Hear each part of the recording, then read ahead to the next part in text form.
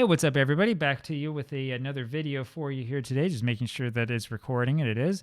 And I have a little bit something to show you here. So as you know from looking at my blog, assuming that you've been reading it, I spend a lot of time looking at old baseball newspapers, and we're going to look into one of those sources for newspapers today. We're going to look here at newspapers.com. Now, this isn't the only source we're going to look at here over time. There are other things that we're going to look at, but I do want to show you some of this in case you've never seen it. I know that there are a lot of people out there, and I know these people are in different places, including readers of my blog, people on Twitter, and other people who've never really looked at this. You might not know what it looks like behind the scenes, and so we'll show you a little bit here of what it's like and what it's like to be sort of a subscribing member. So my subscription, so you know, is the Newspapers Plus subscription, which means I have access to everything that they put up. Let's just take a quick look here at the DC newspapers. I'm in the DC area, by the way. And we're going to take a quick look here. Let me put this over here to the side so you can see my ugly mug. We'll take a look here at the Evening Star. So first of all, if you are looking into newspapers in the pre-World War II period and you're like, oh, I want to do research into like Washington politics while I do my baseball project or whatever, don't go for the Washington Post. Is the Washington Post even here? Yeah, it's only up to 1922 here. I have access through ProQuest. ProQuest is kind of a hiss and a byword here. I hate ProQuest. We're going to talk about them later. They send a shiver down my spine every time, so yeah, we don't like ProQuest. But instead of doing the Washington Post through ProQuest, we're going to look at the Evening Star. I'm going to be honest with you. The Washington Post, really before Watergate even, was a paper that was filled with misspellings and filled with inaccurate information. It's really bad when you get to the 1900s, 1910s, and 1920s. The Evening Star was actually more of the paper of record at that time. I think even more so than the New York Times. And so, you can look it up here, whatever. We're going to pick 1916. We're going to pick some date in June, and we'll just take a look and see what we can do. Now, I'll tell you here as we go through this, the reason why I love newspapers.com is because of how easy it is to navigate this.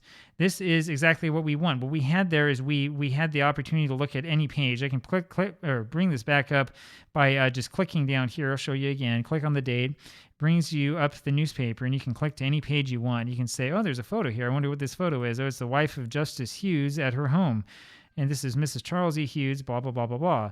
And you can read all about that and get to know about all this stuff. You can see the advertisements are here. So if you're interested in old ads, you can look through it just like you have the paper in front of you. These are scanned versions of old microfilm that was taken, probably, microfilm pictures that were taken years and years ago. But it's great. It's all readable. You can zoom in, right? We can zoom way in. We can see here, planned parade to urge Nolan bill. Federal Watchmen's Union is planning to have a parade of government employees as a demonstration in favor of the Nolan minimum wage bill.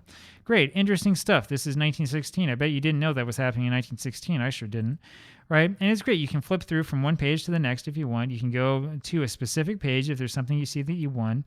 And we're going to look here until we get to the sports page, and here we are. Griffman, so the Senators failed to beat Indians after scoring 5 times in first inning. Boy, this would be fun for those of you who are doing 1916 replay, huh? And what do you have here? You have a complete listing or a complete review of exactly what's happened in the game. Here's the full box score, and there's a whole bunch of other information, and you have everything just the way that it was. This gives you an idea of how the game was covered back then. Remember, 1916 Senators actually had a pretty good season. You can see they were called the Nationals here. And this percentage here on the end, by the way, is an old practice that we don't have anymore, where they will show you what the new percentage would be if they win their next game and what it is if they lose their next game. Pretty cool trick, huh?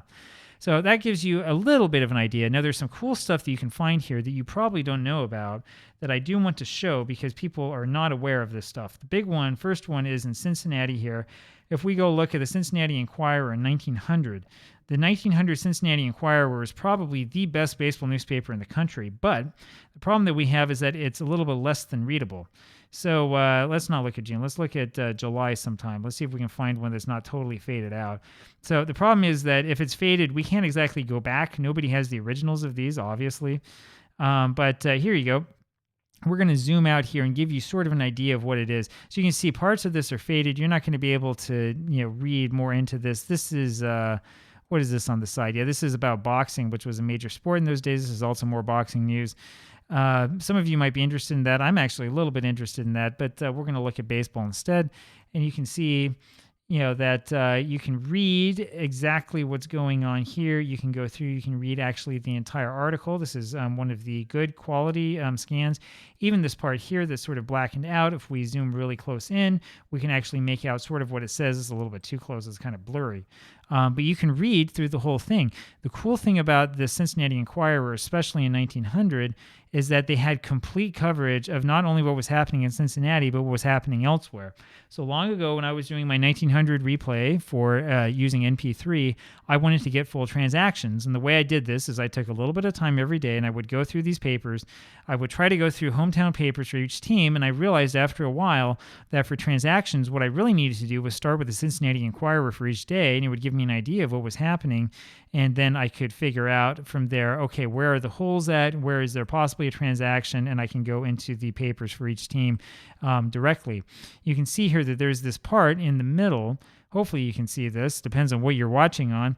There's this part here in the middle where we have a lot of gossip. And I mean, it goes on for columns and columns, right? And this is not just gossip about the National League. Also, it includes things about the American League and about different minor leagues. And it includes some of these sort of what that book about the sporting news I reviewed earlier called editorial comments. So we get things like, won't somebody please head off the Brooklyns, right? Somebody needs to beat Brooklyn.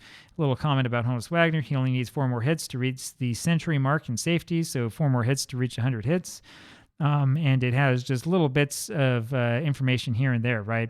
Cincinnati Reds, while en route at East next week, they will stop over Altoona, Pennsylvania on Tuesday, play a match game with the Altoonas. This is another little bit of trivia that you're probably not aware of. Back in the early days of baseball, the National League had all sorts of off days in between games, and this was mostly so that teams could play against amateur teams to raise extra money. That's what the economics of baseball were like back in 1900, 1901, right? It was a lot different back then than it is today, and it was a lot different than you think. There was a lot of this going on, and if you really wanted to make that, if you really wanted to make your replay fully accurate, you could try to play through those games as well, and you would find coverage of it here in some of these old papers. So there's a lot of interesting stuff here. Look at this. It has been suggested that Uncle Nick Young take off a couple of weeks this summer and see how things are run in the American League. Games are played in 1 hour and 30 minutes, right? The American League had the pace of game as a big selling point. You see this through all the 1900 newspapers. Chin music and wrangles with umpires are cut out, and in case of a row in the field, someone is punished within 48 hours, and no investigations are put off until the ball season is over. Right, that's Ban Johnson at work. That is directly at odds with what happened in the National League, and that's where they're talking about Nick Young, National League president. Uncle Nick's efforts over the past 9 years to dodge every issue and try to please everyone has lost him many friends that he had in the National League. Is the cinch he won't succeed himself in 1902. Right, and of course, in 1902, the National League was in a lot more trouble than this. You can find little gems like this everywhere in these old newspapers, right? If you're working on any sort of project and you go look at them, you're going to find stuff that's just crazy. You're going to find stuff that's really interesting and stuff that might surprise you. We're going to look one other place here, and I haven't really prepared the way that I should. We'll take a look here at Chicago in 1908. And I go to Chicago in 1908 because I kind of know what we're going to find already. If we look at something like, I don't know, late September, we'll just pick, so Sunday's a bad day. Let's pick a Tuesday and just take a look at what happened. So the old way that newspapers were, and you may or may not realize this, is a 2-cent newspaper, right? Instead of always having photos on the front page, they would have drawings. And these are, in this case, this is a political cartoon about the campaign warming up for president. Which is quite well done and I think very visually appealing. Those of you interested in making YouTube videos could learn a lot from the visual appealing nature of some of these old cartoons that most people have completely forgotten about. And when we climb through the pages of the sports section and take a look and see what it is that we have, what we see here is an excellent, also sort of political type cartoon for the baseball season and what was happening at the time, right? The Cubs finally catch up with the villain, the New York Giants villain, and the Sox are after the Tigers trying to slay him. A very, very well done cartoon. Here's your pennant race at a glance, and there's all sorts of interesting information and interesting stuff that you can find here. The White Sox, rather, were just a little bit out of it in the American League. And in the National League, the Cubs were right on the heels of the Giants at this point. This is September 22nd, 1908.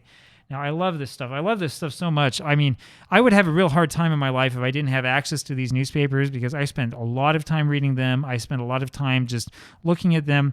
For me, this is one of those things in life that brings me a lot of joy and makes me very, very interested in kind of what's going on around me. I would really, really highly recommend that you take a look at it if you haven't yet, because this stuff is really, really cool. And there's a lot of stuff that you might not know about. Here's a quick look at newspapers.com and what's available on there. I'll do more of these in the future. We're going to look through the Sporting News Archive, through the Sporting Life. There's a lot of different things that we can look at that you probably never even knew existed. So stay tuned. More excellence is going to come, and I will talk with you later. Bye-bye.